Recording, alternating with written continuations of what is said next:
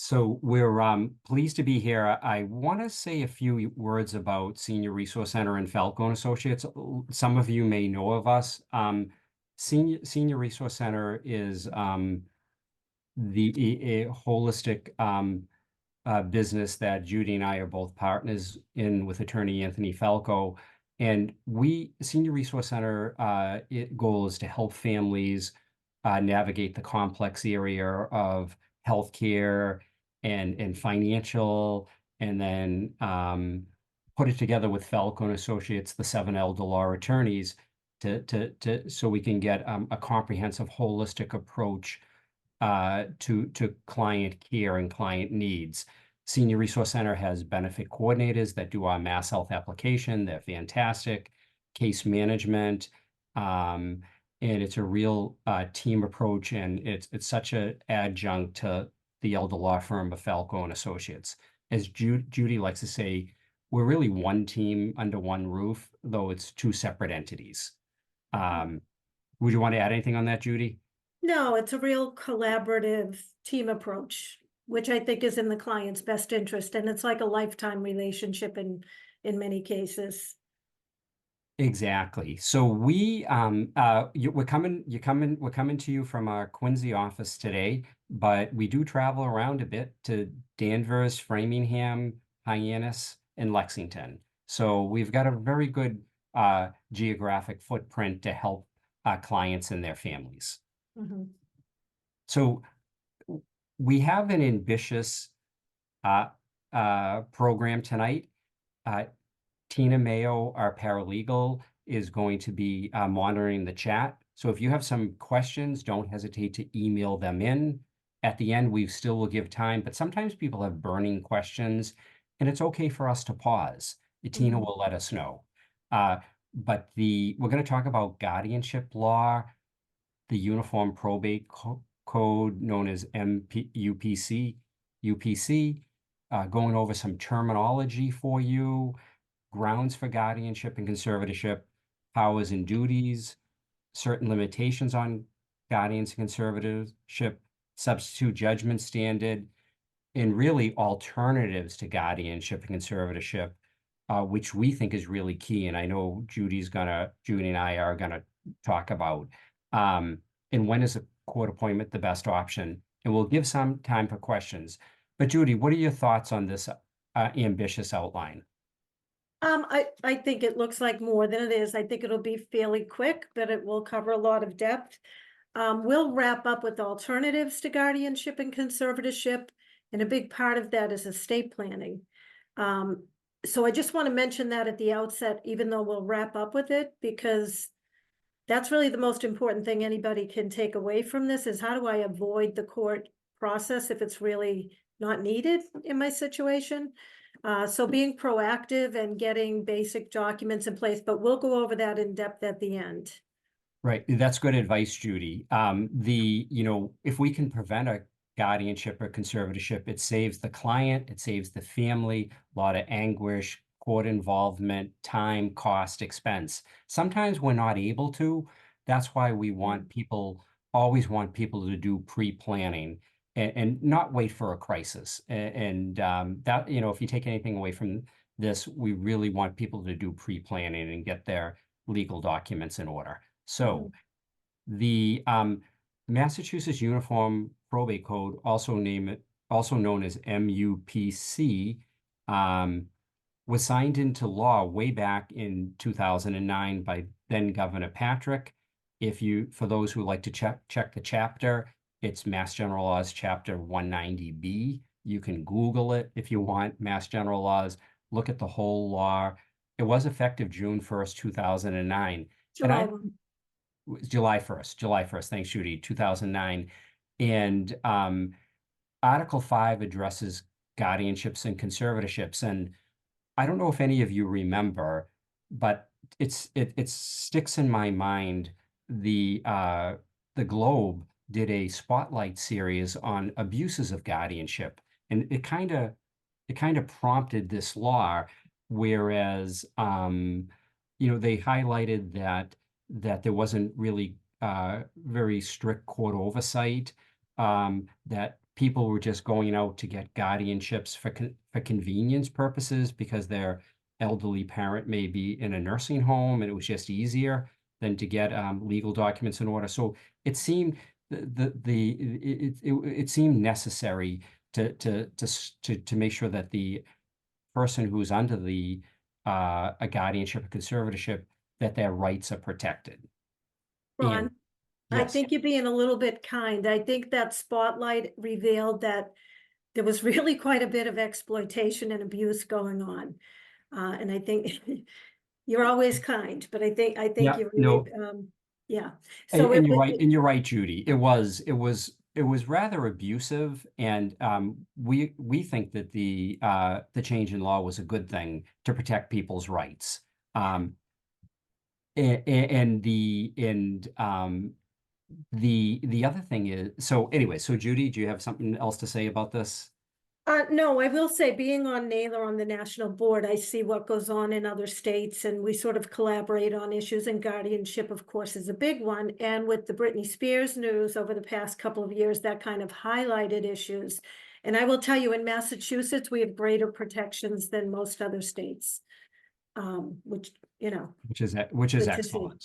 Yeah. Which is excellent. And I always think about it that that the law presumes us competent once we've turned 18 years old, right? That's the age of majority. And sometimes I joke with my sister. She says, well, the children aren't going to be competent until about 25. But legally at age 18, you're now an adult and you're presumed to be competent to make your own decisions unless a court or unless a judge says that you lack the capacity through medical evidence in a hearing. So all very, very important. The so the guardian, so when we talk about it, the need for a guardian deals with the health, medical, and placement issues for the incapacitated person. This role is traditionally done by a healthcare agent, right? Or if we have a competent person and they're making their own decisions, it's really if they're incapacitated and can't make their own decision is when a healthcare agent, if there's a valid healthcare proxy in place, makes the decision. But what if we don't have a healthcare proxy and it's too late for the client to sign one? That's when there's a need for a guardianship. So a guardian deals with the health and medical issues, as opposed to a conservator who deals with finances and business matters of the person that's in need of protection. So, Judy, would you want to elaborate on that? No, I would just say another term that the court, this terminology that goes along with when the MUPC came in, and it used to be that you would get one appointment as guardian of the person only for the health and medical, or the person and estate. That was bifurcated when the MUPC was passed into two separate filings. So the person who would be filing to have a guardian or conservator appointed for a person, that's known as the petitioner. The person who's alleged to be in need of an appointment, whether it's over health and medical or finances, is the respondent. And the term competent, it's still used, but really the more appropriate term is incapacitated. Does somebody have capacity? So the incapacitated person, or we call it the IP, is the person under guardianship. A person under conservatorship, the conservatorship is called the protected person, or the PP, is what it's abbreviated as. Yes, and and a lot of times we'll see clients that have a valid healthcare proxy in place because they did a healthcare proxy with their doctor or when they were in the hospital or if they were in rehab. So we really encourage everybody to have a healthcare proxy. But what we see is we don't see a durable power of attorney in place. So if a person had a valid healthcare proxy, we have somebody who can speak for them medically, but we lack a person that can speak for them financially and pay their bills. And so a lot of times we'll be able to use a healthcare proxy that a client did, but they lack a durable power of attorney, and they don't have the capacity to sign one. And so therefore, the family needs to go forward for a conservatorship. Or, Ron, many times they have a power of attorney, they may have done an internet form, or it may have not been an elder law attorney, or it might be very, very old. It's not invalid because it's old, it just means it probably doesn't have sufficient powers enumerated. And so if we're looking to take certain steps on their behalf, we'll get into that at the end as well, under alternatives, but it has to have sufficient powers enumerated for the type of Medicaid planning we do and just normal everyday transactions. So the quality of the power of attorney is just as important as having one. And that's a great point. Not all durable power of attorney documents are created equal. Sometimes we see some that are very bare bones. And as Judy says, there's not sufficient authority. And it's a shame because um, our durable power of attorney is 17 pages long. It has everything in there that we feel a client is going to need in their lifetime, especially as they age. But that you need those specific clauses in a durable power of attorney. So an internet power of attorney a lot of times is not sufficient. A power of attorney you get at Staples, not sufficient if there's assets like real estate and assets. So we always encourage everybody to have a very comprehensive durable power of attorney. And a lot of clients will ask Judy and I, well, I have a power of attorney. Why do you need to do it again? Well, and we have to point out what clauses we see that are missing Yeah. and what we want to get in place. So the grounds for conservatorship and guardianship, one of the grounds is mental illness. And just because somebody's mentally ill doesn't mean they mean that they need a guardianship. Somebody could be mentally ill, have some mental illness, but they're well controlled with medication, with therapy, and they don't need a guardian. But it's somebody who has mental illness that are out of control and they're at risk. A second ground is physical incapacity or illness. That's somebody that, they may have had a stroke or a brain injury, or maybe they have some form of dementia or Alzheimer's. That would come under the physical incapacity category, which under the general scheme of things came into effect approximately 1990. Prior to that, what did they lump all of that physical incapacity under? Usually mental illness, and it wasn't really totally accurate. There's also intellectual disability. If we have somebody with an intellectual disability that can't manage, there's minority that somebody's under the age of 18 is technically doesn't have authority to handle finances and make decisions. They're really under their parents' control, or we don't do minority guardianships, but sometimes it is needed. And then there's one of the oldest forms of grounds for guardianship is a spendthrift. Are there any spendthrifts in the audience? You don't have to say. A spendthrift, obviously, if they're going to waste their assets and need to be on state benefits, that could be a spendthrift petition. I've never seen a spendthrift petition in 20 years. So I'm waiting for my first one to come across my desk. Ron, I just want to, can you go back? Oh, yeah, sure. I just want to go back, physical incapacity or illness. You mentioned, somebody has Alzheimer's or Lewy body dementia. That diagnosis alone does not mean somebody needs the appointment. There's a continuum. It's when it affects their ability to make reasoned, informed decisions. So I just want to highlight that.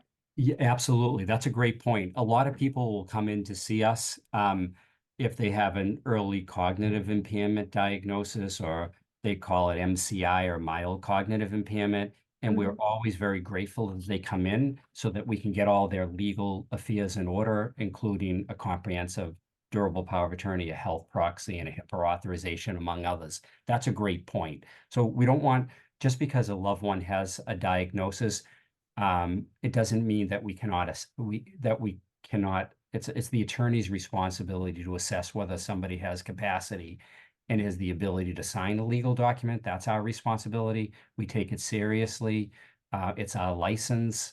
And of course, If there's a gray area or borderline, we have to reach out or have the family reach out to the doctor to see if if the doctor thinks they have the capacity to sign legal documents. So it's a great point, Judy. Guardianship. So folks, this is a mouthful. It's it's a legal definition of a guardianship. And I know you guys can all read it, but let me go through it.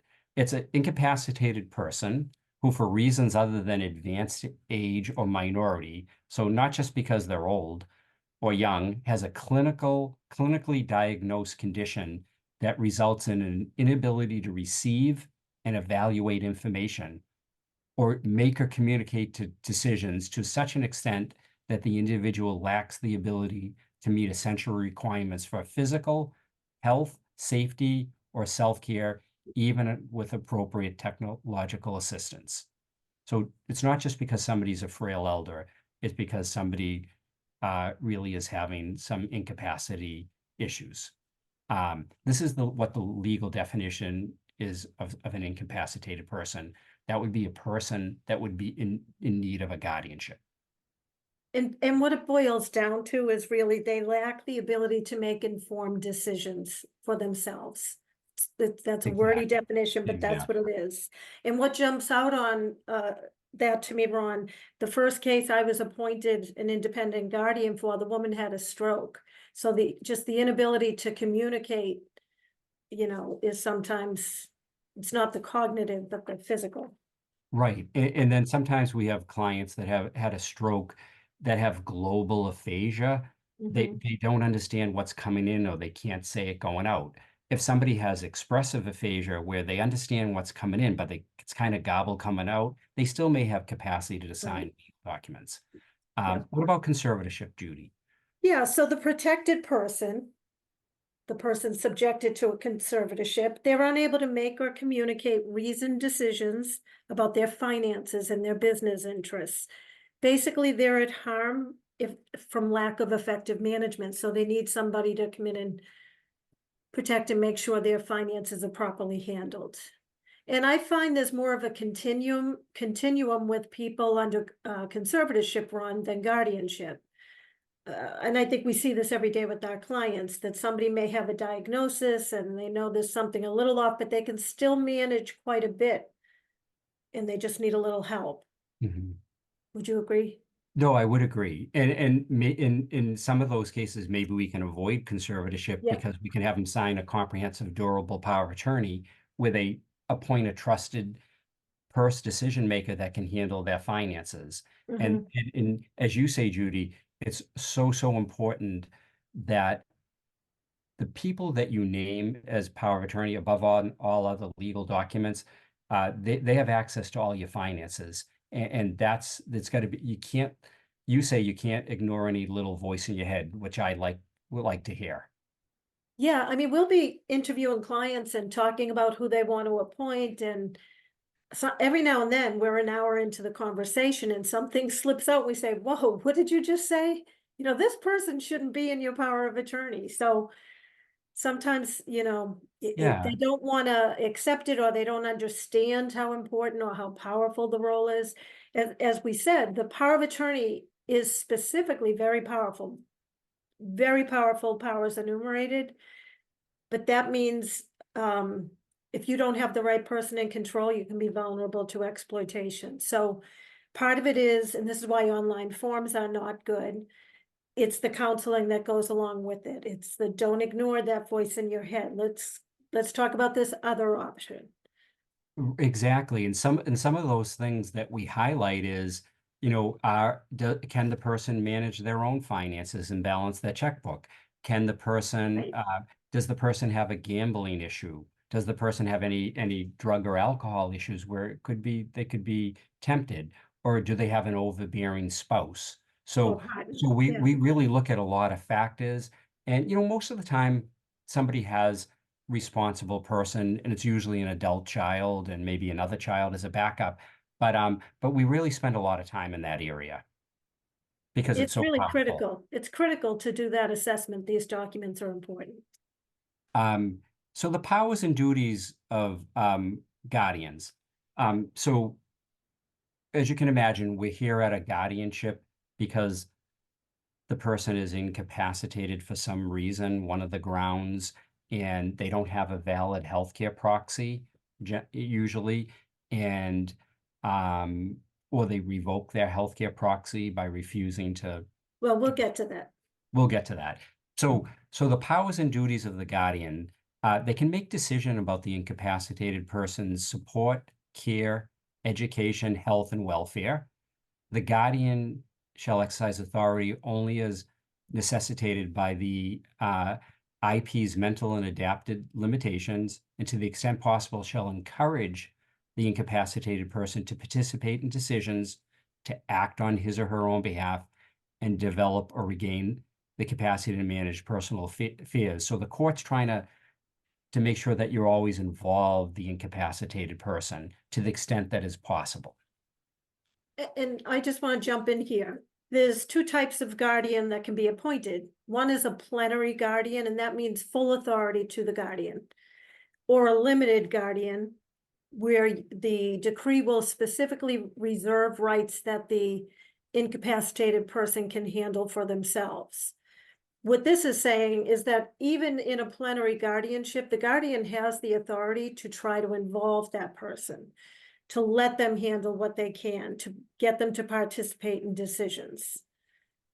Yeah, that's a great point. And some of those decisions may be, do you like this assisted living over this? Which one are you more comfortable in if they're able to do that? Do you want to go to church service? What do you like for your meals? Different things like that. So so the new law, or the Mass Uniform Probate Code, if at all possible, favors limited guardianships. Right. Empower the incapacitated person.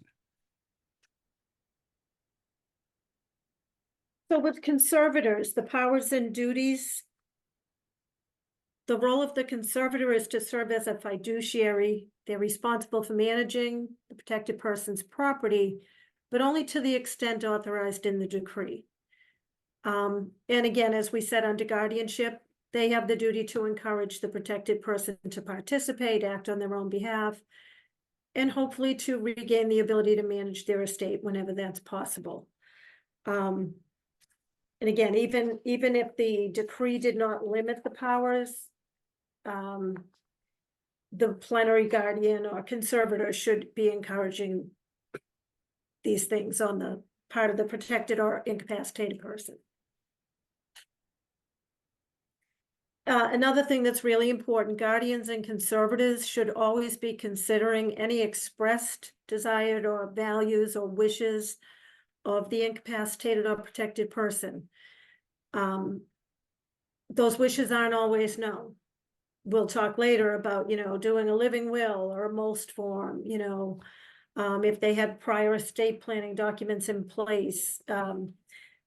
Did they make statements to friends or family? You have to try to understand what they would want if they could speak for themselves, and honor that to the extent possible. So guardian limitations. So the guardian can do a lot of things, but there's certain things that they're limited on. And in the guardianship petition, it typically asks whether you want to revoke a healthcare proxy, because somebody may have a valid healthcare proxy, but for some reason that it's in place unless it's revoked by the court.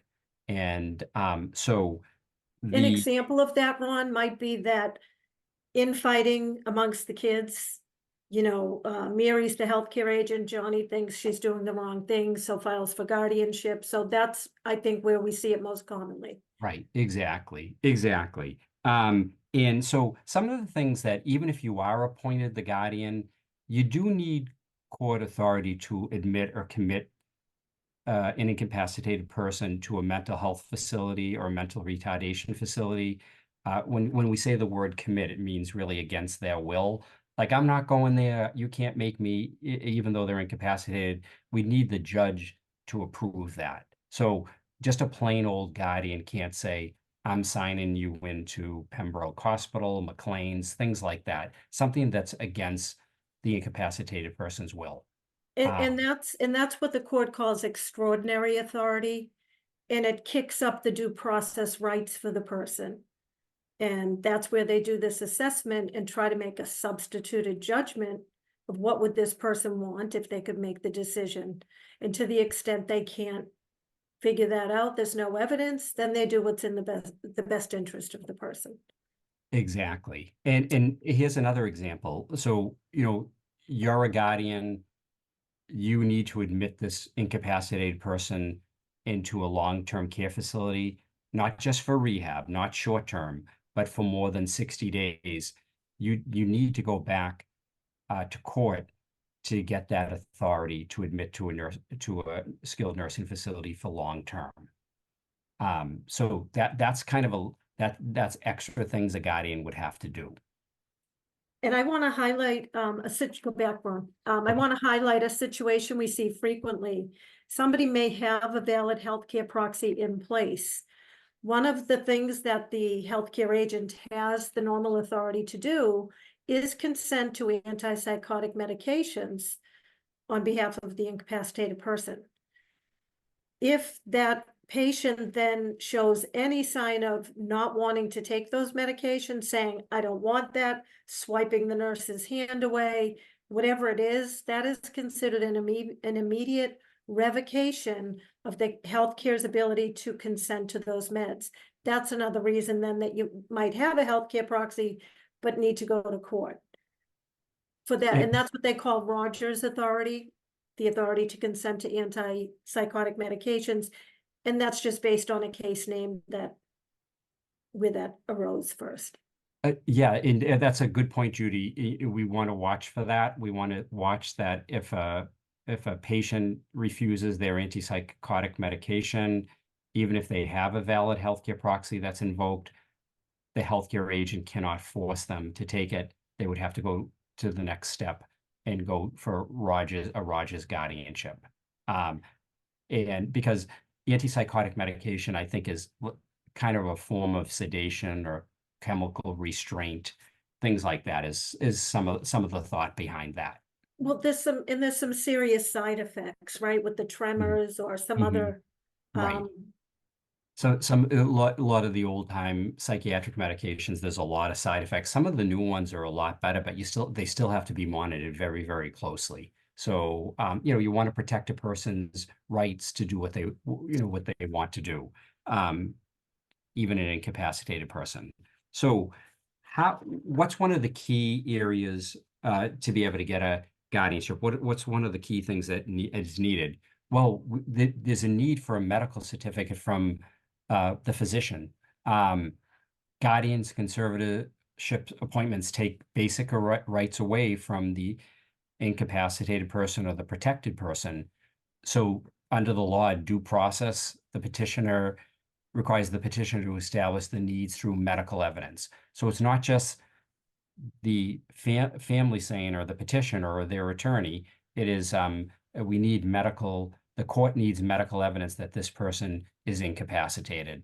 And it's known as the MPC 400 form. A medical certificate must be done by the physician. They would have to evaluate the patient. Notably, a physician, a psychologist, a psychiatric nurse, clinical specialist, and a nurse practitioner are all authorized to sign a medical certificate. And it must be based on an exam. So it's not just like, oh, I've treated this person in the past, I know their status. And it must be based on an exam. They have to evaluate the patient, and issued within 30 days of a judge's decision, because obviously some people, are temporarily incapacitated, elders, because of, urinary infections, high blood sugars. It's really not permanent. So by the time the judge is making the decision, they may be totally cleared up with medication and treatment and their infection under control. So the court can waive this requirement during the process for good cause.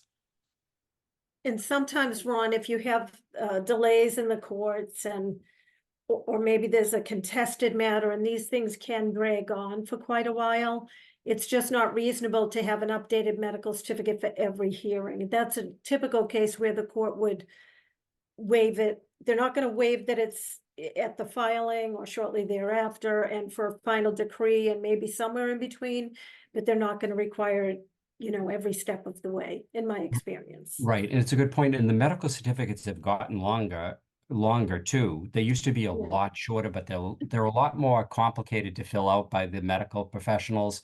So it takes some time. Well, and that's a due process protection, because I can remember when I first started my career and you'd have a medical certificate going in with your filing and the doctor would literally write confused. And that was the extent of the doctor's note. Yeah, And somebody would be put under guardianship. So clearly that's not sufficient and definitely not under the MUPC at this point. yeah. So some of the highlights of the MUPC include medical certificates and clinical team reports will be impounded, not available to the public. So that, because that's confidential medical information. The Yeah. parties can see it and their attorneys and the judge, obviously. Um, and as we mentioned, courts favor limited guardianship and conservatorships if possible over plenary full guardianships and conservatorships. The incapacitated and protected persons have a right to counsel, obviously you guys know, you all know that's a right to an attorney, which is very important. In the stricter monitoring by the courts of guardians and conservators, an annual care plan is required and an annual financial report. Before, Judy, I'm sure you probably didn't see the reports lacking under the old law. There weren't reports. I mean, there were duties to file an annual account and this and that, but they weren't filed. Now they have periodic review, and whether it's annual or, a staggered effect, if they pull a file and the guardian or conservator is not up to date with their filing, they're issued a notice of non-compliance and they have a deadline to get caught up. And they don't take it lightly. I can remember when the MUPC was first passed, volunteering. They had elder law attorneys, probate attorneys, people volunteering to go in and review files to see, to see if reports were Wow. sufficient. It was a real collaborative effort. I don't know if they're still doing that or not. Mm-hmm. And I'm sure there was a lot of catch up to do. Yeah, absolutely.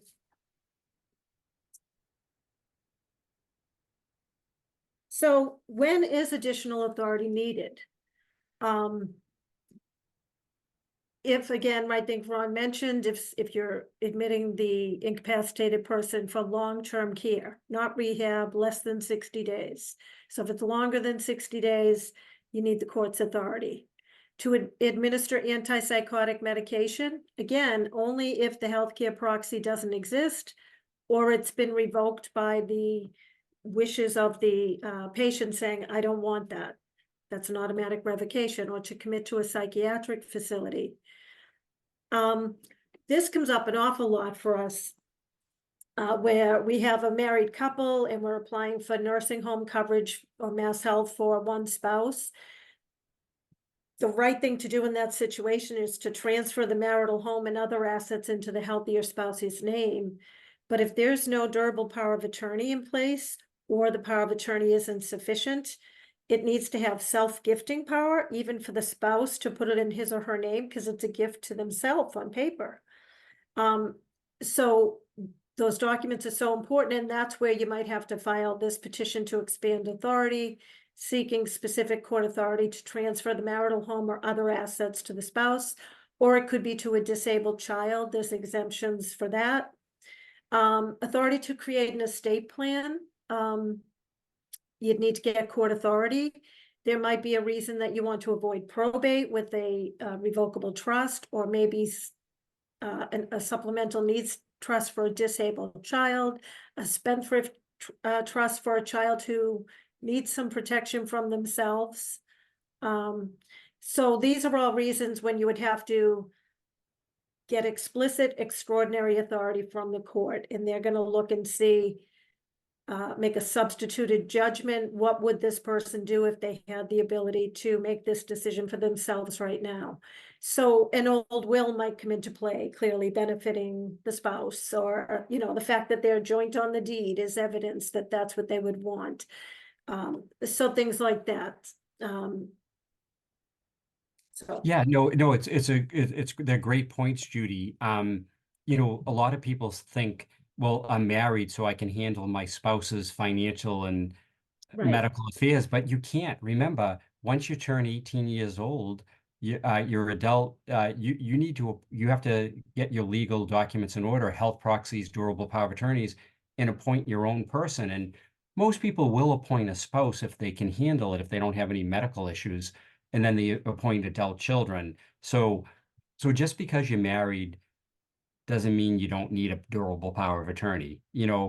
uh, And because there's also pensions and IRAs. These companies are not dealing with the spouse without that's right. It's explicit very, very authority. strict. Yep, Your right to confidentiality of your finances is very, very strict. yep, With your medical, it's very strict too, but it seems more stricter with financial because if the financial institutions make the wrong move and transfer assets, they could technically be liable. yeah, So, and a lot of people think, well, the deed to my house, I can just sign my spouse's name to. No, in order to transfer it, or I can just transfer it myself, we need both parties to sign because most married couples' houses are as tenants by the entirety.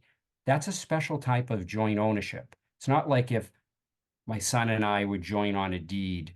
You only can have tenants by the entirety if you're married. I only can have it with my spouse. So um, that means that if the deed we want to sell the property, or if we want to transfer the property, we both have to sign it. What if my spouse can't sign because yeah. they're incapacitated, and we don't have a comprehensive durable power of attorney? I'll need to go to court to be appointed my spouse's conservator with the authority to transfer the house into my name because it's too risky if my spouse had um, a lot of medical issues. What if I passed away? Now the home is my spouse's, and it all will need to be for the care. So there's specialized planning around this that's very important and that we do on a daily basis.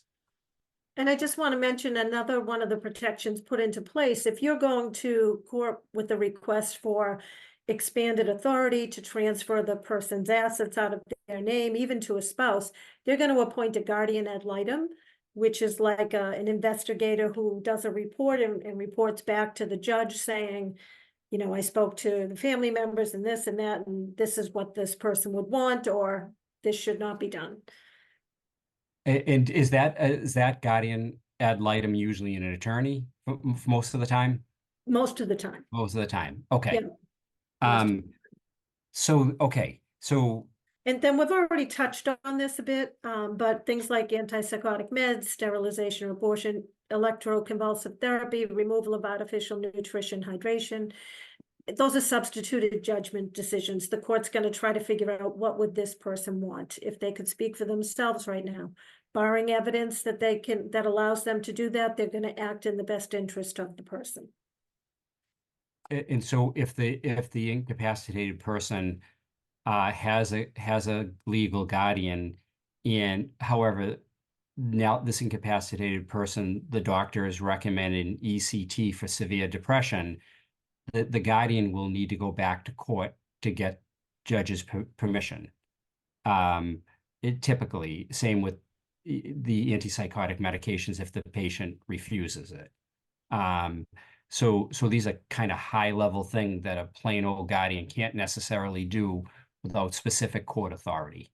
Mhm. Um, The higher level of due process protection. so Judy, we're doing really good moving along. I think there's a couple of messages in chat. Should we take a little bit of break and see if we Sure. answer a couple of questions before we go on?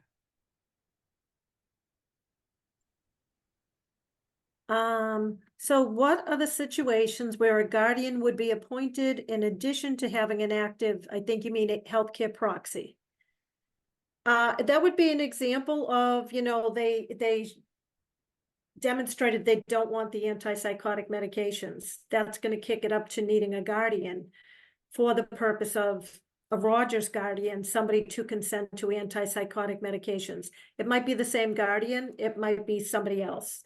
That's an example. And another example would be if you had an active healthcare proxy and the agent's authority was invoked by the doctor, that now they're in control, but this patient can't stay at home anymore. They need to go into a nursing home long-term care, and the patient refuses to go. Then that would be really a situation where we need the judge's authority because the patient would be committed against their will. Mhm. So if a healthcare agent can sign a patient into a nursing home long term, as long as the patient doesn't say, I'm not going there, you can't keep me here, etc. So another Or if, example. or if there was a valid healthcare proxy, but the agent that was named is not able to fulfill the role for whatever reason. Right, exactly. So okay, if anybody else has any other questions, please don't hesitate to put them into the chat. We'll save some time at the end too. But okay. All right, so DNI, DNR, those, as you know, are referred to as no code orders. DNI means do not intubate, don't put a breathing tube in me and put me on a ventilator long term.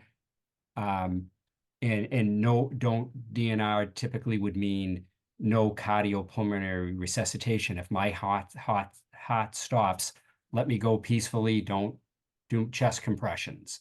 So, but there may be some situations where judicial oversight is appropriate, particularly in matters involving a minor. So if there's a minor and there's kind of end of life issues, it's always safest for the guardian to get court authority to stop any extraordinary means. Or also in contested family situations, sometimes we have a guardian appointed, or sometimes we have a healthcare agent, activated healthcare proxy, but the family's at odds. My mom would want to be on a ventilator. She wanted to cling to life. And the family member is saying, no, she said she didn't want to live like that. So on those situations, potentially contested situations, sometimes the institutions don't want to have any liability, and they ask that the court make a decision. It sends it to the judge to make a decision. Now, have you heard of the MOLS form, medical orders for life-sustaining treatment?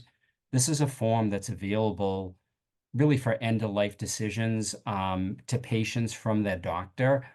It is the only legally recognized living will in Massachusetts, and it's actually quite good. On that MOLS form, it's a pink form, front to back. Front form asks, would you want to have pulmonary resuscitation, chest compressions? Would you want to be on a ventilator? Would you want to be sent to the hospital? Second page is asking about if you are on a ventilator, is it short term, long term? It asks about would you want dialysis, hydration, G tubes? It's very, very thorough. And this is a form that's good if you're competent and you know Capacity. if you have capacity, right? And you may have facing some kind of serious illness that you discuss with your doctor, because you can have your wishes done beforehand. But what if you're facing something serious and you lack capacity, and now the guardian has to make those decisions? A guardian can sign a MOLS form, but if there's any kind of contested areas, it's sometimes safest to go back to court to get that permission. So what do you And think of Ron, that, Judy?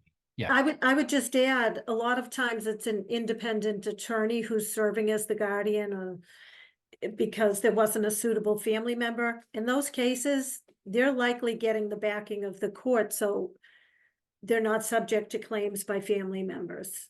Yeah, that's an excellent point. Excellent point. you know, it's best on those situations to have the judge make the decision, what's in the best interest of the incapacitated person, what would they want? All right. So alternatives to guardianship and conservatorship. We always look for what's the least restrictive alternative. You don't want the first thing you do to run into court because that's expensive, burdensome, delayed, and there's ongoing oversight from that point on. So you look at the situation now, if this person, before you go in for a conservatorship, if they're just getting a social security check every month or SSI or SSDI, maybe you just become the rep payee through social security and you don't need a conservator appointment. There's nothing more elaborate that needs to be protected. But beyond that, as we said in the beginning, estate planning really is the key. Now, if somebody's lost capacity, they're not going to be able to sign these documents, but if there's good documents in place, that's going to help us avoid the guardianship and the conservatorship. Do you want to talk about Yeah, that one? absolutely. You know, a healthcare proxy may avoid the need for a guardianship. It's really our best defense when we have capacity. If we're at least 18 years or older, we can execute a healthcare proxy, we can sign one, and we can appoint who is going to make surrogate decisions for us in our place if we can't make them for ourselves. That's called the healthcare agent. Now, you only can have one healthcare agent at a time in Massachusetts. Once in a while, Judy and I will review a healthcare proxy and it names two healthcare agents. That's technically not valid. Right. Really, you only can name one at a time, but you can have as many backups as you want. So you want to put a lot of thought into who's going to make these decisions. Naturally, if you have two healthy spouses, it's usually the spouse. It's usually it's usually your spouse, then the adult children. But if you don't have a healthy spouse, what if your spouse has mild or moderate dementia? Then we may want to seriously consider just going to your adult children to make those decisions. So healthcare proxy, appoint somebody to make health care decisions for you in case you lack the capacity and a doctor says you invokes the health proxy by saying you're unable to make a communicate a health decision due to stroke, advanced dementia, things like that. So very healthcare proxy is our best bet in order to avoid a guardianship. Ron, I would just add one thing, the way we counsel people in selecting their healthcare agent, the role of your healthcare agent is to make the decision you would make in that moment if you could speak for yourself. Sometimes we have spouses who philosophically can't agree. Shouldn't be your healthcare agent. You want the plug pulled and they won't, maybe you go right to your adult child. So that's something to be considered as you're selecting these people. Yeah, absolutely. Absolutely. And another thing a lot of people ask us is, should you know, the doctor won't do the MOLS form with me because I don't have a terminal illness. You know, I'm pretty healthy. I'm 70 years old. And, but I kind of want my wishes. Judy and I will always do a living will if that will add some value, or at least if it can be some guidance to your healthcare agent. And I kind of think there's three categories of them. One living will says, don't do anything. It's like a DNR living will, you know, just keep me comfortable. Another one's in between that says, well, if there's hope of recovery, then do things. But if I'm going to live in a permanent vegetated state, just keep me comfortable. And then there's another one on the other side that says, do everything, cling to life, all treatment. So it really depends on somebody's wishes. So Judy and I will draft living wills. They're not legally recognized. Your healthcare agent can't run up with the living will and say, this is what you're going to do, or somebody can't just run up with that.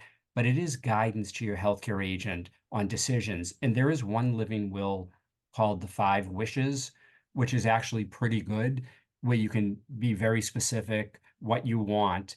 I always start in the back of the Five Wishes and move up to the front, because on the first page, you can make it a healthcare proxy.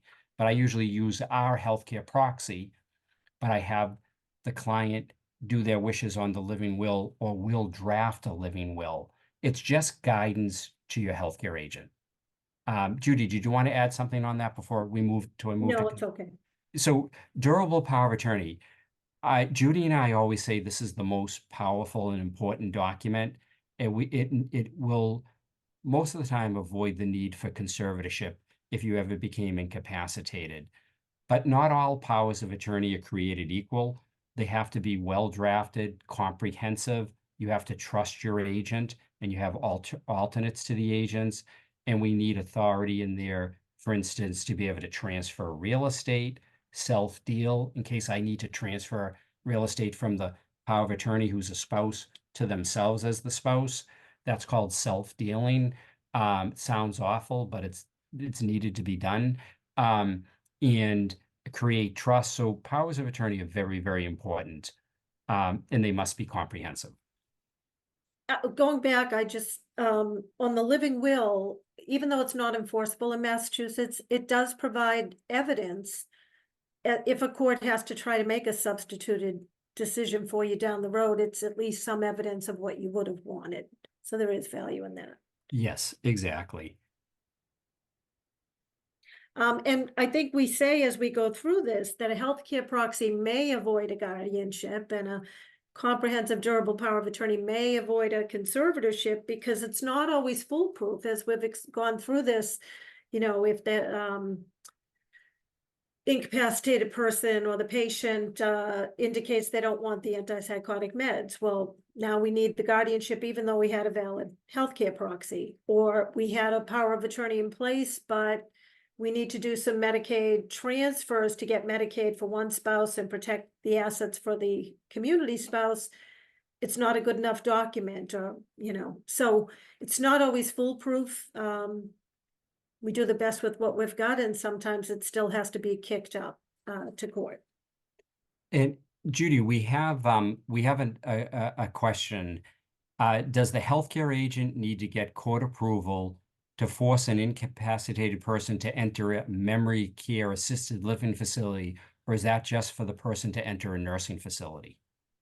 I think it would be up to the facility. I don't think they can keep them against their will in any facility. Would you agree? Yeah, no, I do agree. I do agree. I think sometimes, I think sometimes a patient says no, but once they get settled into the memory assisted living, it's fine. So you're right, Mhm. Judy. I think you take directions from the assisted living, but if the patient keeps on saying, I don't want to be there, I can't be there, you're right, technically keeping them against their will. And then we think you would need to go to become a guardian with authority to admit to this facility. But Yeah, I mean, I've had a client who eloped from a secure assisted living. I mean, it was yeah. problematic on a number of levels, but clearly that's that would require the guardianship with Right. a specific authority. So that's a great question. We think yes, No, absolutely. if the patient continues to say no, they don't want to be there. Sometimes the patient says no, but once they're acclimated, they're fine. So, And I will say, even though we're saying, all right, there's a duty to get, say, Rogers Authority for antipsychotic meds, or to keep this person in this facility, it's going to come down to what the facility requires you to do. So even though technically they could say, hey, you've got to go get a guardianship because she swiped the medications out of the nurse's hand, they're not always doing that. So you're going exactly. to There take is a your gray lead from the area. facility. Yes, yes, that's very good advice. So we're coming to the end of our time. Judy and I thought, well, maybe we're not going to have enough to say, but Well, I think we certainly have one more slide, Ron. we have one more slide on getting started. No, back up. No, I think that was the slide. That Well, yeah, when is a court appointment the best option? I don't think we did that. okay, no, go ahead. No, yes. Um, yeah, so we've mentioned it. I mean, if there isn't a trusted family member or friend who can be the healthcare agent, then you're gonna have to get maybe the court oversight isn't a bad thing in that case, rather than somebody who's really an unknown and a neighbor who, sometimes the court is not the worst option. Or in cases where there's some dysfunction and the kids are infighting and I want control, no, I want control. It might be best to get an independent guardian appointed, a non-family member, and to have the court oversight in that. I used to do a lot of this type of litigation, and it's the parent or whoever it is in the middle of the tug of war who loses. So sometimes the best thing is to just say, none of us will serve, let's get an independent. So those are cases where I think court could be the best option. Well, we're getting toward the end of our seminar. I wonder if there's any questions out there. Any other questions, Tina? And Yeah, looks like we've answered all the questions. We just had those two. We can maybe sit for a second and see if anyone has yeah, any last minute ones while we go, if you have anything yeah, to say about this absolutely. last one, but Absolutely. So we, you know, Judy and I and the firms, want to let you know that we're here for you and we're here for your families. We like to, whenever all possible, avoid guardianship and conservatorship. We'd like to get legal things in place in advance, and that's always the best method. But anyway, so we thank you for all your time. I think there is a question now. yes, there is. Where do you go to hire an independent guardian? So typically when you're filing for guardianship through the court, you're asking for an independent on the petition. A lot of times if you hired an attorney to do this process for you, the court's gonna push back on the attorney and say, give me a name or give me somebody who can do it. There is a court appointment list that they'll go to the next name on the list if there isn't somebody that you can nominate. But the court can help with that, or the attorneys. If I was filing a guardianship and we needed an independent, there's certain known entities to us, elder law attorneys that will serve, that have the requisite knowledge and expertise and the ability to handle conflicted families. Even though the court goes from, the next name on their list, if you nominate a couple of people you think would be appropriate, many times they will take one of your selections. And Judy, sometimes it's not always an attorney. Sometimes it's a social worker on those lists too that are very experienced. Yeah. Yeah. So we have another question. How long does it take to get a court appointment for the doctor to examine the person and the judge to review the case? Just wondering in terms of patients sitting in hospital beds waiting for guardianships. How long is this process typically? So in my experience, hospitals will have counsel that are standing by to sort of serve the hospital's needs and so that they can move them to the next place. And they're going in for an emergency appointment. If it's your family member who is subjected to this, you need to do some self-advocacy because I want to choose my words carefully here. Sometimes the hospital has certain people that they're listing as the proposed guardian or the proposed conservator, and you want to have some control and make sure maybe there's someone better in the family that would be a known entity to the person rather than a stranger. Yeah, absolutely. So Judy, any last words, unless there's any more questions? There Wait a was minute. one more. It says, is there a difference between states? What if father is in one state and the son is in another state? Is there a difference? So the person who needs a guardian or conservator, that's the state that governs. There you go. And there was also in 2014, the Uniform Adult Guardianship and Protective Proceedings Jurisdiction Act, for short, the Jurisdiction Act. And that allows, if, dad is in Georgia under guardianship, it's a very easy process now if you're moving him here to get that recognized or moved here.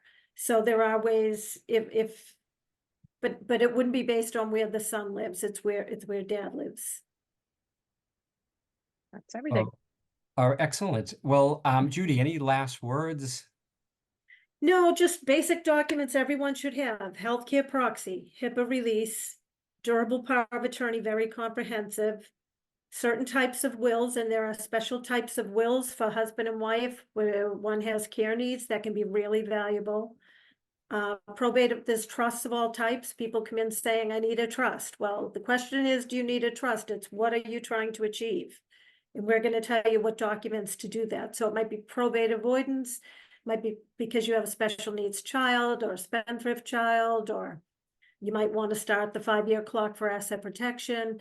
So we can go over all of these various needs with you. Judy, I hate to do this to you, but there's one more question. Okay. What can be done when a mentally incapacitated 62-year-old refuses to have a guardian appointed? So it's not a question for that person. They don't consent to it. Their doctor has to substantiate with written medical evidence, which is the medical certificate, that they lack capacity to make their own informed decisions. I've had to go in and file where, let's say, mom wouldn't go to a doctor, so she wouldn't cooperate in getting the appointment to get us the medical certificate. There's a process to file without it, have a guardian ad litem appointed to facilitate that exam. So there's a process for all of this, but this is not something that that person's going to consent to. And they don't have capacity, presumably they don't have capacity to consent or not anyways. That's the whole issue. They may have a right to an attorney who can Yeah. object to it, but it's not like the person can consent to it. So we Right. know it's not easy. So anyways, so we want to thank you all for attending our webinar. I want to thank Judy for your expertise and participation, and Tina, thank you for being our host and keeping us technologically sound or whatever it Easy is. for you to say. Easy for me, but Technologically safe. technologically safe. So Yeah. we're here as a resource to you. Don't hesitate to give us a call if we can be of service to you or your family. Thank you for participating, everybody. Thanks, everybody. Thanks, Ron, Tina. Thank you.